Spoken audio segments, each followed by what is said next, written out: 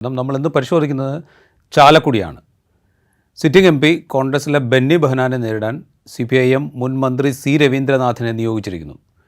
സ്ഥാനാർത്ഥി എന്ന നിലയിൽ മികവുണ്ട് രവീന്ദ്രനാഥിന്. പക്ഷേ ചാലക്കുടിയുടെ രാഷ്ട്രീയം അനുകൂലമാണ് എന്ന് പറയാനാകില്ല. ഒരുപക്ഷെ C. രവീന്ദ്രനാഥിൻ്റെ സ്ഥാനാർത്ഥിത്വമാകും ചാലക്കുടിയുടെ തെരഞ്ഞെടുപ്പ് മത്സരത്തെ കുറെ കൂടി ശ്രദ്ധേയമാക്കുന്നത്. നമുക്കത് ഈ രണ്ട് സ്ഥാനാർത്ഥികളെ ഒന്ന് താരതമ്യം ചെയ്തുകൊണ്ട് തുടങ്ങാം. ജോർജ് പൊടിപ്പാറ സീനിയർ ജേർണലിസ്റ്റ് നമുക്കൊപ്പം ഉണ്ട്. എങ്ങനെയാണ് ഈ രണ്ട് സ്ഥാനാർത്ഥികളെ താരതമ്യം ചെയ്യുക? ബെന്നി ബെഹനാൻ 5 വർഷം കൊണ്ട്, ബെന്നി ബെഹനാൻ കേരളത്തിൽ നേരത്തെ തന്നെ അറിയപ്പെടുന്ന നേതാവാണ്, UDFൻ്റെ കൺവീനറായിരുന്നു, 5 വർഷം കൊണ്ട് മണ്ഡലത്തിൽ നിറഞ്ഞു നിൽക്കുന്ന MP ആണ്. രവീന്ദ്രനാഥ് ആകട്ടെ വളരെ ജനകീയനായ നേതാവാണ്, മുൻ മന്ത്രിയാണ്. ഈ രണ്ട് നേതാക്കളെ എങ്ങനെ താരതമ്യം ചെയ്യും, ഈ രണ്ട് സ്ഥാനാർത്ഥികളെ? രണ്ട് സ്ഥാനാർത്ഥികളും രാജീവേ രണ്ട് രീതിയിൽ വളരെ പ്രസക്തി ഉള്ളവരാണ്, പ്രധാനികളാണ്, അതുപോലെ തന്നെ രാഷ്ട്രീയമായിട്ട് വേറെ പ്രാധാന്യമുള്ളവരാണ്. ഒരു വശത്ത് ബെന്നി ബെഹനാൻ എന്ന് പറയുന്ന UDF സ്ഥാനാർത്ഥി, സിറ്റിംഗ് MP, അതായത് കേരള രാഷ്ട്രീയത്തിൽ നിറഞ്ഞു നിൽക്കുന്ന ഒരു വ്യക്തിത്വമാണ്. നമുക്കറിയാവുന്ന പോലെ ഉമ്മൻചാണ്ടിയുടെ വലം കൈയായിരുന്നു മുൻ മുഖ്യമന്ത്രി. ഉമ്മൻചാണ്ടിയുടെ വലം കൈയായിട്ട് A ഗ്രൂപ്പിൻ്റെ രണ്ടാമൻ എന്ന് വേണമെങ്കിൽ വിശേഷിപ്പിക്കാവുന്ന അതിശക്തനായ രാഷ്ട്രീയ നീക്കങ്ങൾക്ക് വളരെ എന്താ പറയുക പ്രശസ്തനായൊരു വ്യക്തി. ഇപ്പോൾ KM മാണിയുടെ പാർട്ടി UDFിൽ നിന്ന് പുറത്താക്കുന്നു എന്നുള്ള ആ സമയത്ത് UDFൻ്റെ കൺവീനറായിരുന്നു. അതുപോലെ തന്നെ രാഷ്ട്രീയ ദൗത്യങ്ങൾ ഏറ്റെടുക്കാനും അതുപോലെ തന്നെ മുന്നണിയിൽ പല പ്രശ്നങ്ങളുണ്ടാകുമ്പോൾ ഒക്കെ പരിഹരിക്കാനുമൊക്കെ ബെന്നി ബെഹനാൻ, പ്രത്യേകിച്ച് ഗ്രൂപ്പ് യുദ്ധത്തിൽ ഒരുപക്ഷെ ഒപ്പമോ ഉമ്മൻചാണ്ടിയേക്കാൾ കൂടുതലോ ഈ ഗ്രൂപ്പ് വിഷയങ്ങളിൽ ഇടപെട്ടിരുന്ന, ഒരു പരിധിവരെ ആ ഗ്രൂപ്പിൻ്റെ കാര്യങ്ങളും ഉമ്മൻചാണ്ടി മുഖ്യമന്ത്രിയൊക്കെ ആയ സമയത്ത് ഈ ഗ്രൂപ്പിൻ്റെ താല്പര്യങ്ങളും കാര്യങ്ങളും ഒക്കെ പ്രധാനമായിട്ട് കൈകാര്യം ചെയ്തിരുന്ന ഒരു വ്യക്തി എന്നുള്ള നിലയ്ക്ക് ബെന്നി ബെഹനാന് പ്രസക്തിയുണ്ട്. മാത്രമല്ല അദ്ദേഹത്തിൻ്റെ ഒരു MP എന്നുള്ള നിലയിൽ ബെന്നി ബെഹനാന് പറയത്തക്ക കുഴപ്പങ്ങളോ അല്ലെങ്കിൽ കുറ്റങ്ങളൊന്നും നമുക്ക് ചൂണ്ടിക്കാണിക്കാനും കഴിയില്ല. അദ്ദേഹം മണ്ഡലത്തിൽ നിറഞ്ഞു നിൽക്കുന്ന ഒരാളാണ്. മണ്ഡലത്തിൽ എവിടെ വിളിച്ചാലും അദ്ദേഹം ഓടിയെത്തുന്നു. മാത്രമല്ല ചാലക്കുടി മണ്ഡലത്തിലെ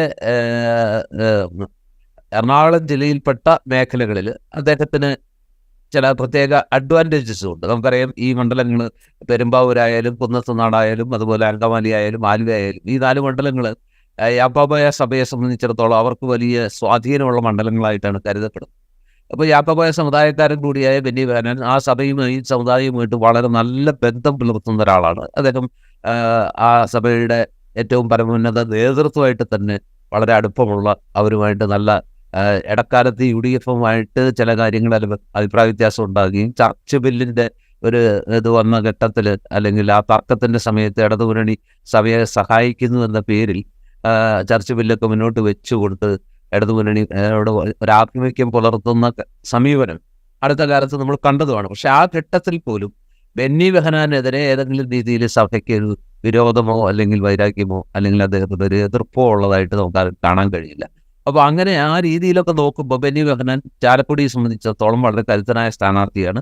MP എന്നുള്ള നിലയിലും അദ്ദേഹത്തിന് എടുത്ത് പറയത്തക്ക പോരായ്മകളോ ന്യൂനതകളോ ചൂണ്ടിക്കാണിക്കാനില്ല. ആ രീതിയിലുള്ള വിമർശനങ്ങളും അദ്ദേഹത്തിൻ്റെ കാര്യത്തിൽ അത്ര പ്രസക്തമല്ല. പാർലമെൻറ്റിലെ പെർഫോമൻസ് ആണെങ്കിലും ബെന്നി ബെഹനാൻ ശരാശരിക്കൊക്കെ മുകളിലാണ്. പല കാര്യങ്ങളിലും അദ്ദേഹത്തിൻ്റെ ശബ്ദം പാർലമെൻറ്റിൽ ഉയരാറുണ്ട്. കോൺഗ്രസ് തന്നെ അദ്ദേഹത്തെ വളരെ സീരിയസ് ആയിട്ടുള്ള വളരെ പ്രധാനപ്പെട്ട ഒരു നേതാവായിട്ടാണ് കണക്കാക്കുന്നത്.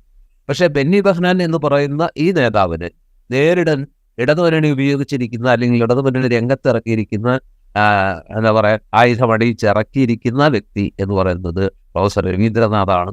അദ്ദേഹം കേരളത്തിലെ ഒരു രാഷ്ട്രീയ നേതാവ് എന്നുള്ള നിലയിൽ ഇടതുമുന്നണിയുടെ ഒരു സാരഥി, മുൻ മന്ത്രി, പുതുക്കാട് നിയോജകമണ്ഡലത്തെ പ്രതിനിധീകരിച്ച് ജയിച്ച അദ്ദേഹം ഉന്നത വിദ്യാഭ്യാസ വകുപ്പിൻ്റെ മന്ത്രിയായിരുന്നു. അദ്ദേഹത്തെ സംബന്ധിച്ചിടത്തോളം താങ്കൾ സൂചിപ്പിച്ചത് വളരെ വളരെ ശരിയാണ്. അദ്ദേഹത്തിൻ്റെ പ്രതിച്ഛായയാണ് അദ്ദേഹത്തിൻ്റെ ഏറ്റവും വലിയ നേട്ടം. ഒരു അക്കാദമിഷ്യൻ എന്നുള്ള നിലയ്ക്ക് തൃശ്ശൂർ സെൻറ് തോമസ് കോളേജിലെ പ്രൊഫസറായിരുന്നു അദ്ദേഹം ദീർഘകാലം. എൻ്റെ അടുത്ത സുഹൃത്ത് കൂടിയാണ്. ആ കാലഘട്ടത്തിൽ കോളേജിലുണ്ടായിരുന്ന ഒരാൾ തന്നെയാണ് ഞാനും. അപ്പോൾ അതൊക്കെ വെച്ച് നോക്കുമ്പോൾ രവീന്ദ്രനാഥ് എന്ന് പറയുന്ന രാഷ്ട്രീയക്കാരനേക്കാൾ രവീന്ദ്രനാഥ് എന്ന് പറയുന്ന അക്കാദമിഷ്യൻ സെമിനാറുകളിലും സിമ്പോസിയങ്ങളിലും ഒക്കെ ഇടതുപക്ഷത്തിൻ്റെ ഭാഗത്ത് നിന്നുകൊണ്ട് വളരെ ശക്തമായി തന്നെ സംസാരിക്കുന്ന, പുത്തൻ സാമ്പത്തിക നയങ്ങൾക്കെതിരെ ഒരു കാലഘട്ടത്തിൽ കേരളത്തിലുടനീളം നൂറുകണക്കിന് വേദികളിൽ നൂറുകണക്കിന് സംസ്ഥാന സമിതി ബാങ്ക് ഉദ്യോഗസ്ഥരുടെയും LIC അല്ലെങ്കിൽ ഇൻഷുറൻസ് യൂണിയനുകളുടെയും ഒക്കെ അടക്കം കേരളത്തിൽ ഒരു കാലഘട്ടത്തിൽ അത്തരം വിഷയങ്ങളിൽ ഉദാരവൽക്കരണത്തെക്കുറിച്ചും ആഗോളീകരണത്തെക്കുറിച്ചും ഒക്കെ ഒരുപക്ഷെ MP വീരേന്ദ്രകുമാർ കഴിഞ്ഞാൽ ഏറ്റവും കൂടുതൽ വേദികളിൽ സംസാരിച്ചിട്ടുള്ളത് ശ്രീ രവീന്ദ്രനാഥാണെന്നാണ് ഞാൻ മനസ്സിലാക്കുന്നത്. അപ്പോൾ ഒരു അക്കാദമിഷ്യൻ എന്നുള്ള നിലയ്ക്ക് അദ്ദേഹത്തിൻ്റെ ബ്രില്യൻസ്, അദ്ദേഹത്തിൻ്റെ എക്സലൻസ് കേരളം പൊതുവെ അംഗീകരിക്കപ്പെട്ടിട്ടുള്ളതാണ്. മന്ത്രി എന്നുള്ള നിലയിൽ ഒരു ആരോപണങ്ങൾക്കും ഇടവരാതെ വ്യക്തിവൈശിഷ്ട്യവും അതുപോലെ തന്നെ കഴിവും പ്രാപ്തിയും എല്ലാം നിറഞ്ഞ അല്ലെങ്കിൽ അത്തരത്തിലുള്ള തികഞ്ഞ ഒരു ഒരു ഒരു ഒരു രാഷ്ട്രീയക്കാരനായിരുന്ന ഘട്ടത്തിൽ പോലും സാധാരണഗതിയിൽ പല രാഷ്ട്രീയക്കാരുടെയും മേൽ തെറിക്കാൻ സാധ്യതയുള്ള എന്താ പറയുക ചളി പോലും അദ്ദേഹത്തിൻ്റെ മേൽ തെറിച്ചിട്ടില്ല. അദ്ദേഹത്തിൻ്റെ മനസ്സും ശരീരവും ഒരുപോലെ സംശുദ്ധമാണ്. അത്തരത്തിൽ വളരെ കുറച്ച് നേതാക്കളേ ഉള്ളൂ. രവീന്ദ്രനാഥ് എന്ന് പറയുന്ന സ്ഥാനാർത്ഥി ചാലക്കുടി മണ്ഡലത്തിൽ കടന്നു വരുമ്പോൾ ബെന്നി ബെഹനാൻ എന്ന് പറയുന്ന പരിചയസമ്പന്നനായ കോൺഗ്രസ് നേതാവിന് ഏറ്റവും വെല്ലുവിളിയാകുന്നത് അദ്ദേഹത്തിൻ്റെ പ്രതിച്ഛായയാണ്. ബെന്നി ബെഹനാൻ്റെ പരിചയസമ്പത്തും ബെന്നി ബെഹനാൻ്റെ രാഷ്ട്രീയ അനുഭവ സമ്പത്തും രവീന്ദ്രനാഥ് എന്ന് പറയുന്ന ഇടതുപക്ഷ സ്ഥാനാർത്ഥിയുടെ ആ ഒരു സംശുദ്ധ രാഷ്ട്രീയവും അക്കാദമിക് ബ്രില്യൻസും ഒക്കെയാണ് അദ്ദേഹത്തിൻ്റെ ഭരണമികവും വിദ്യാഭ്യാസ മന്ത്രി എന്നുള്ള നിലയിൽ അദ്ദേഹത്തിന് കഴിഞ്ഞ ആ ഒരു കഴിവ് തെളിയിച്ച ഇതെല്ലാമാണ് ശരിയായ രീതിയിൽ ചാലക്കുടി മണ്ഡലത്തിലെ പോരാട്ടമാകുന്നത്. അതുകൊണ്ട് തന്നെ ഇത് രാഷ്ട്രീയ പോരാട്ടത്തിനപ്പുറം ഉള്ള ഒരു മാനം അതിന് കൈവന്നിട്ടുമുണ്ട്. സാധാരണഗതിയിൽ ചാലക്കുടി മണ്ഡലം UDF-നെ സംബന്ധിച്ചിടത്തോളം ഒരു ഉറച്ച മണ്ഡലമായിട്ടാണ് കരുതപ്പെടുന്നത്.